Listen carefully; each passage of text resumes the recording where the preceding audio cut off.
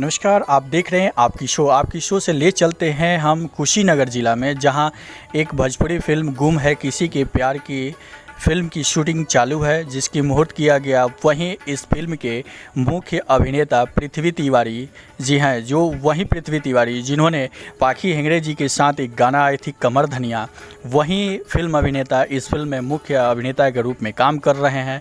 और संचिता बनर्जी मुख्य अभिनेत्री हैं, मनोज टाइगर जी, आंशु तिवारी जी एवं इस फिल्म के निर्देशक श्री संदीप मिश्रा नेताजी है। हालांकि संदीप मिश्रा नेताजी की कई ऐसे फिल्में हिट रही है, दादा साहब फाल्के पुरस्कार लेके आई है, वहीं सह निर्देशक के रूप में काम कर रहे हैं संजय तिवारी जी। इस फिल्म के छायांकन हैं कृष्णा पांडे जी।